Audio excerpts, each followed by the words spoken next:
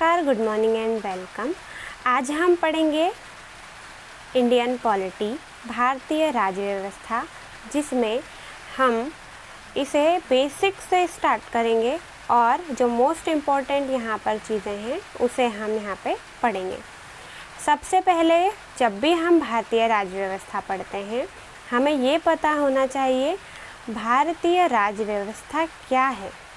तो भारतीय राज्य व्यवस्था एक नियमों का समूह है, ठीक है, जिसमें हम हमारे संविधान को मान्यता देते हैं और उन्हीं नियमों को ध्यान में रखते हुए हम अपने देश, जिले, राज्य को सुचारू रूप से क्या करते हैं, वहाँ पर हमारा जो है उन नियमों को ध्यान में रखते हुए हमारी जो है प्रोसेस चलती रहती है।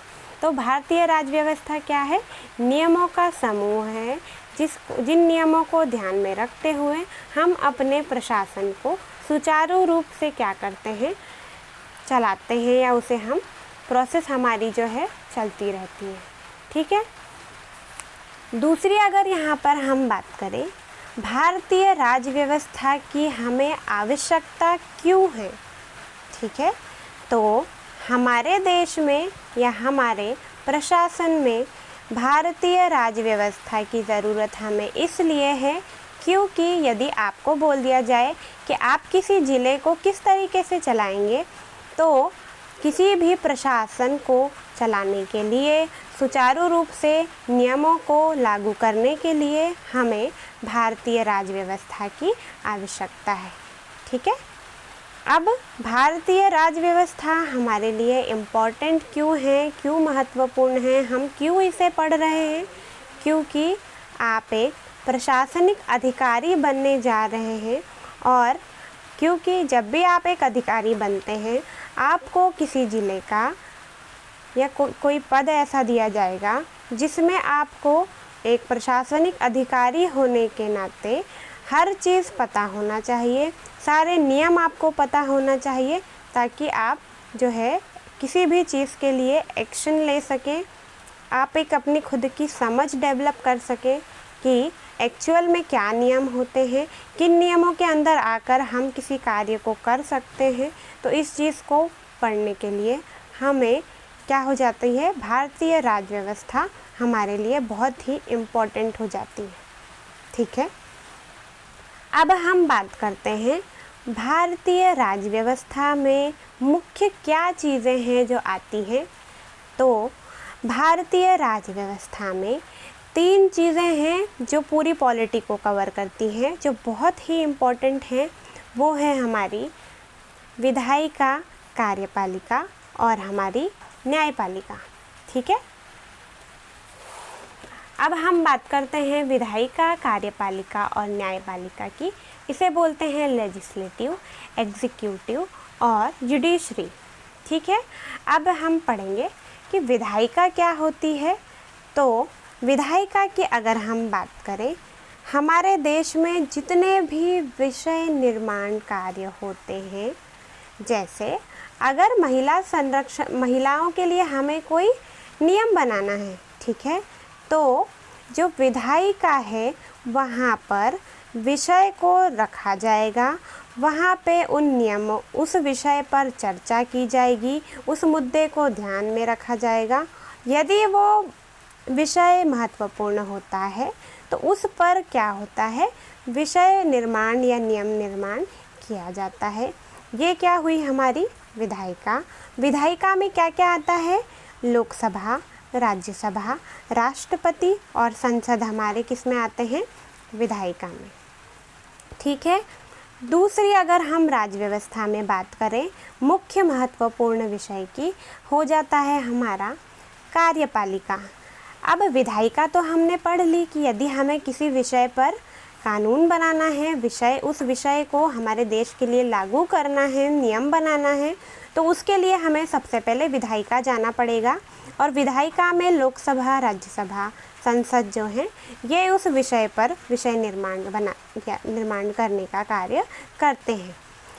नेक्स्ट हम आते हैं हमारी जो कार्यपालिका है। कार्यपालिका क्या होती है, क्यों कार्यपालिका को बनाया गया, ये हम पढ़ेंगे। कार्यपालिका को बनाए जाने का मुख्य उद्देश्य है। देखिए, विषय तो बन गया, ठीक है। मान लिया महिला संरक्षण का या महिलाओं के लिए कोई विषय बन गया, ठीक है। अब उसको लागू कौन करेगा, ठीक है। कोई विषय सरकार ने बना दिया, उसको लागू कौन करेगा? देश में जितने भी प्रशासनिक अधिकारी हैं जो क्या करेंगे, सबसे पहले अगर हम बात करें तो जो विषय बना है उसको कार्यकारी रूप से संचालित करने के लिए, उस विषय पर लोगों को कार्य करवाने के लिए जो नियुक्तियां होती हैं, ठीक है, जो कार्यों का संचालन करवाएंगे वो हो जाएंगे हमारे कार्यपालिक, जो हमारे प्रशासनिक अधिकारी हैं वो। और कार्यपालिका किसे कहते हैं? जिसमें बहुत सारे पद आते हैं जो मुख्य विषय पर जो नियम बनते हैं उसको लागू करवाने का काम करते हैं। तो राष्ट्रपति, उपराष्ट्रपति, मुख्यमंत्री, ठीक है, राज्यपाल, जो हमारे आईएएस ऑफिसर्स हैं, सारे पद हमारे कार्यपालिका के अंदर आते हैं जो कार्यों का संचालन करेंगे, ठीक है। विधायिका में हमारे विषय का निर्माण हो गया, कार्यपालिका में हमारे कार्यों का संचालन हो गया, और ये संचालन हमारा कौन कर रहा है? हमारे प्रशासनिक अधिकारी। तीसरी हम बात करते हैं, यहाँ पर इम्पॉर्टेंट हो जाती है हमारी न्यायपालिका। न्यायपालिका क्यों इम्पॉर्टेंट है? क्योंकि हमने सबसे पहले विधायिका में विषय का निर्माण किया, कार्यपालिका में हमने कुछ पद बनाए, उनकी नियुक्तियाँ की, और वही पद कार्यों का संचालन करेंगे। न्यायपालिका क्यों बनाई गई है? मान लीजिए विधायिका में कोई विषय बन गया, ठीक है, जैसे कि महिला संरक्षण के लिए कोई एक कानून बन गया। अब न्यायपालिका उस विषय पर सोच विचार करेगी, उसमें ध्यान से उस विषय को पढ़ेगी कि ये जो विषय आया है इस पे न्यायालय को जो निर्णय देना है, क्या वह हमारे संविधान का उल्लंघन करता है। यदि वो विषय संविधान का उल्लंघन नहीं करता है तो उस पर न्यायपालिका विचार करेगी, और न्यायपालिका को जो सही लगेगा उस पर वह न्यायोचित निर्णय देने का कार्य करेगी। तो हमारी न्यायपालिका को बनाने का उद्देश्य यही है कि जो विषय बन गया उस पे कार्यों का संचालन हो गया, लेकिन फिर भी किसी व्यक्ति को, यदि कोई व्यक्ति को लगता है कि यह कानून, यह जो विषय है इस पे कानून नहीं बनना चाहिए, तो वह व्यक्ति कहाँ जाएगा? न्यायपालिका में। और न्यायपालिका उस विषय को पूरा पढ़ेगी, उस पे सोच विचार करेगी। यदि न्यायपालिका को लगता है कि ये जो विषय है ये न्यायपूर्ण है, इसको बनाए जाने से हमारे देश में सुधार कार्य होंगे, या यह हमारे संविधान के अगेंस्ट में नहीं है, तो न्यायपालिका उस पर अपना न्यायोचित निर्णय दे सकती है, ठीक है। तो आपको समझ आ गया होगा, हमारी भारतीय राज्य व्यवस्था में 3 चीज़ें बहुत ही इम्पोर्टेंट है: विधायिका, कार्यपालिका और न्यायपालिका, ठीक है। अब हम बात करते हैं हमारे भारतीय राज्य व्यवस्था का पहला टॉपिक, ऐतिहासिक पृष्ठभूमि या हिस्टोरिकल पार्ट की अगर हम बात करें। सबसे पहले हमें ये पता होना चाहिए, जब भी हम भारतीय राज्य व्यवस्था को पढ़ते हैं तो भारतीय राज्य व्यवस्था में भारत में ऐसी क्या कंडीशंस बनी, क्यों हमें संविधान बनाना पड़ा, और पहले ऐसा क्या हो रहा था हमारे देश में जिसको ध्यान में रखते हुए हमें अपना खुद का संविधान बनाना पड़ा, ठीक है। तो हम पहले जानते हैं हमारी पहले की कुछ स्टोरी जो हमें बताएगी कि हमें ये जो ऐतिहासिक पृष्ठभूमि में जितने भी एक्ट लाए गए थे, इन एक्ट को क्यों हमें लाना पड़ा, ठीक है। देखिए, जब भी आपने हिस्ट्री पढ़ी होगी, हिस्ट्री का थोड़ा सा सिनेरियो यहाँ पे हम डिस्कस कर लेते हैं। जब 31 दिसंबर 1600 में ईस्ट इंडिया कंपनी को बनाया गया था, तब जो हमारी रानी एलिजाबेथ थी वो, अब यहाँ पे क्या होता है कि जो बंगाल वाला क्षेत्र है वहाँ पे बहुत ज़्यादा सूखा होता है, ठीक है। बंगाल जो है पहले बहुत प्रसिद्ध था नील की खेती और हर चीज़ के लिए, ठीक है। तो बंगाल में सूखे के कारण बहुत सारे जो हमारे भारतवासी हैं, जो किसान हैं, वो मारे जाते हैं। ठीक है, अब जो भारत, क्योंकि भारतीय लोग मारे जाएंगे तो भारत के जो नवाब हैं वो क्या करेंगे, भारतीयों को बचाने के लिए प्रयास करेंगे। ठीक है, जब ये नवाब भारतीयों के लिए कुछ अच्छा करने के लिए, जो सूखे से मारे जा रहे हैं उन किसानों के बचाव के लिए जब प्रयास करेंगे, तो यहाँ पर ब्रिटिश ईस्ट इंडिया कंपनी हमारे भारतीय नवाबों को कंट्रोल करने की कोशिश करेगी, उन्हें नियंत्रित करने की कोशिश करेगी। इसीलिए हम यहाँ पर हमारे क्या लेकर आए, 1773 का रेगुलेटिंग एक्ट लेकर आए। रेगुलेटिंग एक्ट का मतलब होता है किसी भी चीज़ को कंट्रोल करना। यहाँ पर कंट्रोल करने का आशय है जो हमारे भारतीय लोग हैं, किसान हैं, नवाब हैं, उनको कौन कंट्रोल करने की कोशिश कर रहा है। जो ब्रिटिश ईस्ट इंडिया कंपनी है वह भारतीयों को यहाँ पे रेगुलेट करने की, कंट्रोल करने की कोशिश करेगी। और जब भारतवासियों को यह लगा कि यह हमारे नियमों के विपरीत है तो उन्होंने 1773 का रेगुलेटिंग एक्ट यहाँ पर आ जाता है, जो हमारा ऐतिहासिक पृष्ठभूमि का पहला विषय है। ठीक है, तो आपको ये तो बहुत अच्छे से समझ आ गया होगा कि जब British east India company Bharat के नवाब और भारत के किसानों को कंट्रोल करने की कोशिश करेगी तो हम यहाँ पे रेगुलेटिंग एक्ट लेकर आए। ठीक है, अब रेगुलेटिंग एक्ट तो हम लेकर आ गए, परंतु जो 1784 का पिट्स इंडिया एक्ट है इसे हम क्यों लेकर आए, तो कंपनी को 1773 में यह शक्ति मिल गई कि वह भारतीयों को क्या कर सकती है, नियंत्रित कर सकती है, उनके व्यापार को, है ना, उनकी जो भी इम्पोर्टेंट चीज़ें हैं उनके कार्यों को नियंत्रित कर सकती है। लेकिन कंपनी को लगा कि हमारा ज़्यादा दिन यहाँ पे हम इन्हें कंट्रोल नहीं कर पाएंगे, तो कंपनी एक नया एक्ट हमारे सामने आता है, 1784 का पिट्स इंडिया एक्ट। ठीक है, और इस पिट्स इंडिया एक्ट में क्या होता है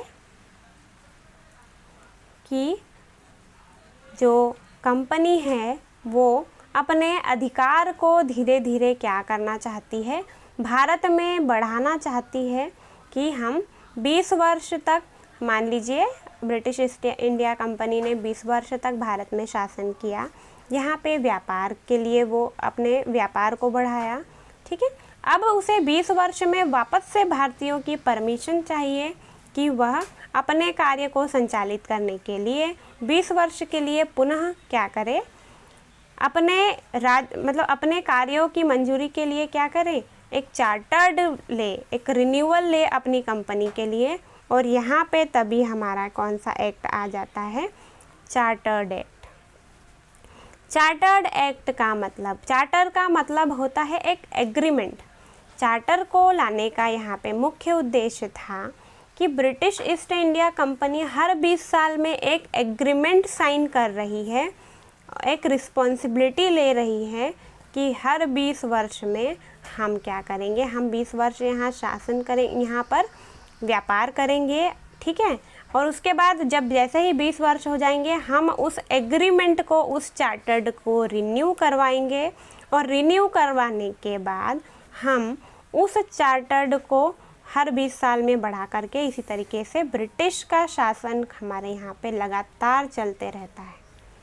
ठीक है, तो आपको स्टोरी समझ आ गई होगी कि जब भारतीयों को नियंत्रित करने का प्रयास किया तो रेगुलेटिंग एक्ट आया, जब पिट्स इंडिया एक्ट आया तो यहाँ पे ब्रिटिश ईस्ट इंडिया कंपनी ने क्या किया, अपना दायरा बढ़ाने के लिए यहाँ पे इस एक्ट को लाया गया।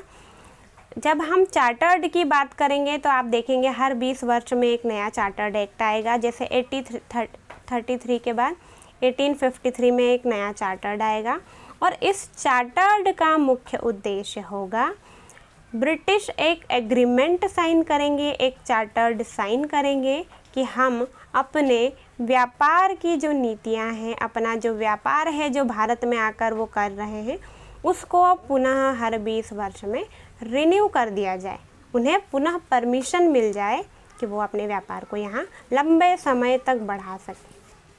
ठीक है, अब हम आते हैं हमारे 1773 के रेगुलेटिंग एक्ट में कि ये एक्ट लाया क्यों गया, ये तो हमें पता चल गया, पर ये एक्ट क्या था, इसमें क्या क्या परिवर्तन हुए। ठीक है, उन चीज़ों को हम यहाँ पर स्टार्ट करते हैं। 1773 का जो रेगुलेटिंग एक्ट है, इस अधिनियम द्वारा बंगाल के गवर्नर को बंगाल का गवर्नर जनरल कहा गया। देखिए, जो भारत है वो 3 तरीके से डिवाइड था। देखिए, ऐसा कुछ हमारा भारत था। ठीक है, तो बंगाल, मद्रास और हमारा बॉम्बे प्रेसिडेंसी थी। ठीक है, अब क्या हुआ, यहाँ पे जो बंगाल है ये क्या करता था, इन तीनों जगहों को कंट्रोल करने की कोशिश करता था। ठीक है, तो यहाँ पे क्या किया गया, जो हमारे बंगाल के गवर्नर जनरल थे, जो बंगाल के हमारे गवर्नर थे, ये बंगाल के गवर्नर क्या करेंगे, इन दोनों क्षेत्रों को भी कंट्रोल करेंगे। तो बंगाल का जो गवर्नर है उसे बोल दिया गया बंगाल का गवर्नर जनरल। किस एक्ट में बोल दिया गया, 1773 के रेगुलेटिंग एक्ट में। इसके द्वारा मद्रास, बम्बई के गवर्नर बंगाल के गवर्नर जनरल के अधीन हो गए। इस लाइन का मतलब है कि जो हमारे बंगाल के गवर्नर जनरल है, इनकी बात ये नियम बनाएंगे, ये कानून बनाएंगे और इन कानूनों को बॉम्बे के गवर्नर जनरल और मद्रास और बम्बई के जो भी इस समय पे जो राजा होंगे, वो जो प्रांतीय स्तर पर जो यहाँ के शासक होंगे, वो बंगाल के गवर्नर जनरल की बात को मानेंगे, उनके नियमों को मानेंगे और उन्हीं के बनाए गए नियम हमारे मद्रास और बम्बई में लागू होंगे। ठीक है, तो बंगाल का गवर्नर जनरल जो था वो क्या हो गया, उसके अधीन कौन कौन से प्रांत हो गए, मद्रास और मुंबई। ठीक है, इसके अंतर्गत कलकत्ता में 1774 में एक उच्चतम न्यायालय की स्थापना की गई। देश में ये लगने लगा कि अब एक न्यायालय होना चाहिए जो विषयों पर न्यायपूर्ण निर्णय दे सके कि क्या नियम बनाए गए हैं और क्या ये देश के लिए सही हैं या नहीं है। ठीक है, तो इम्पोर्टेंट नियमों पर अपनी राय देने के लिए, न्यायपूर्ण निर्णय प्राप्त करने के लिए 1773 के रेगुलेटिंग एक्ट में क्या किया गया, उच्चतम न्यायालय की स्थापना की गई। ठीक है, इसके द्वारा ब्रिटिश सरकार का कोर्ट ऑफ डायरेक्टर था, उसके माध्यम से कंपनी पर नियंत्रण सशक्त हो गया। ठीक है, अब यहाँ पे एक कोर्ट ऑफ डायरेक्टर को बनाया गया, जो किसकी थी, ब्रिटिश सरकार ने जिसे बनाया, और उसको क्या नाम दिया गया, कोर्ट ऑफ डायरेक्टर, जो क्या करेगा, कंपनी पर नियंत्रण रखेगा। जो ब्रिटिश कंपनी भारत में अपने व्यापार का संचालन कर रही है, उस पर नियंत्रण को सशक्त करने के लिए यहाँ पर कोर्ट ऑफ डायरेक्टर को बनाया गया। ठीक है, इसी समय बंगाल जो बंगाल है, उसका पहला governor general Lord Warren Hasting को बनाया गया। ठीक है, तो 1773 का जो रेगुलेटिंग एक्ट था, यहाँ पे बंगाल का गवर्नर जनरल तो है, वो मद्रास और मुंबई के जो प्रांत हैं उनको नियंत्रित भी कर रहा है, वहाँ के लिए कानून भी बना रहा है, लेकिन जो बंगाल का गवर्नर जनरल है उसका नाम क्या होता है, पहला गवर्नर जनरल कौन बनाया जाता है, Lord Warren Hasting most important हो जाता है। आप जब भी पॉलिटी के क्वेश्चन सॉल्व करते हैं, पहला क्वेश्चन आपको देखने के लिए मिलता है, बंगाल का पहला गवर्नर जनरल कौन बनाया गया, तो कौन था, लॉर्ड वॉरेन हेस्टिंग। ठीक है, कलकत्ता सर्वोच्च न्यायालय के पहले मुख्य न्यायाधीश बनाए गए एलिजा इम्पे। क्योंकि 1773 में रेगुलेटिंग एक्ट आया, 1774 में उच्चतम न्यायालय की स्थापना की गई।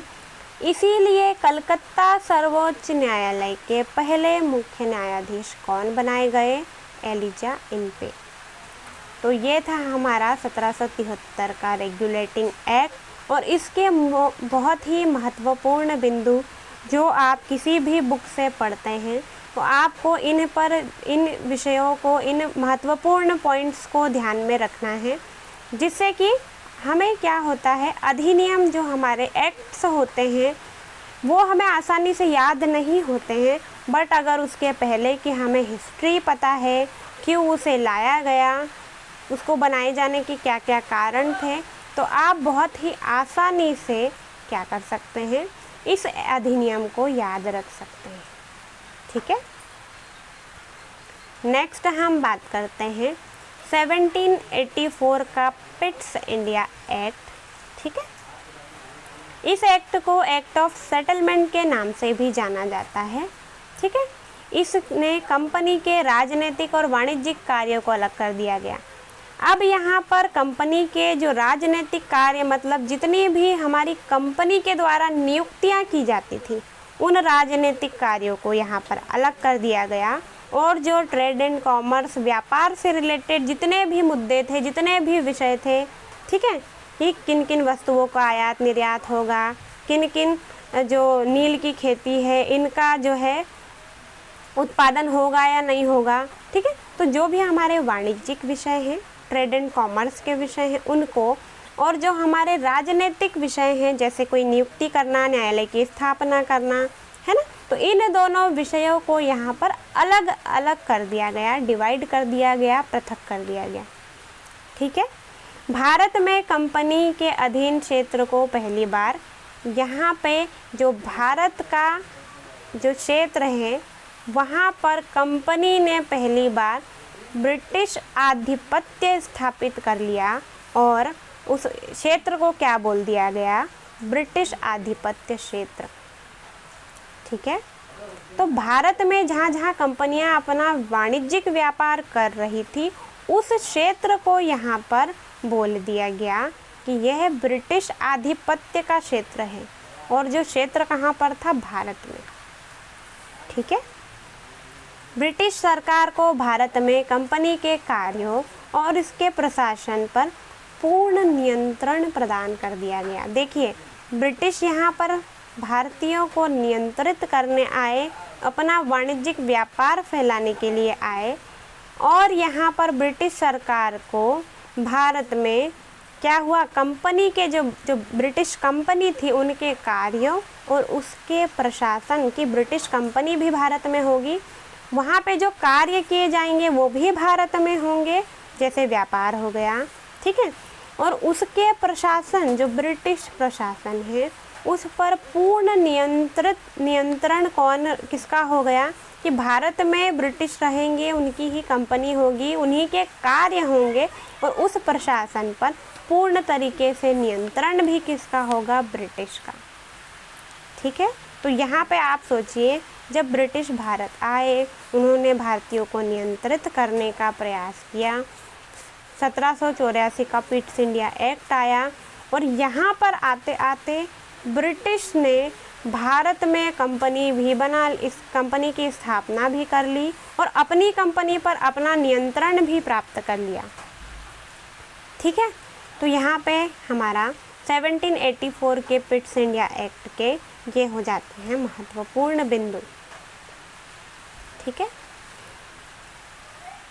अब आते हैं हम 1833 का चार्टर्ड अधिनियम। चार्टर्ड का मतलब मैंने आपको बताया, चार्टर्ड का मतलब होता है कोई एग्रीमेंट साइन करना। ठीक है। और किसी चीज़ की रिस्पॉन्सिबिलिटी लेना। जैसे मान लीजिए आप कहीं पर जॉब करते हैं तो आपको एक एग्रीमेंट साइन करना है कि आप 2 साल तक इस कंपनी में जॉब करेंगे। ठीक है। उसी तरीके से ब्रिटिश जो है 1833 का चार्टर्ड अधिनियम का मतलब है British east India company Bharat में आई, वाणिज्यिक व्यापार किया, परंतु हर 20 वर्ष में वह अपने अधिकारों को बढ़ाना चाहती है और इस चीज़ के लिए भारतीयों से उसे परमिशन लेनी पड़ेगी और अपने अधिकारों को बढ़ाने के लिए उसे एक एग्रीमेंट साइन करना पड़ता है। वो हो जाता है हमारा 1833 का चार्टर्ड अधिनियम। यह एग्रीमेंट कितने वर्षों के लिए साइन होता है? 20 वर्षों के लिए।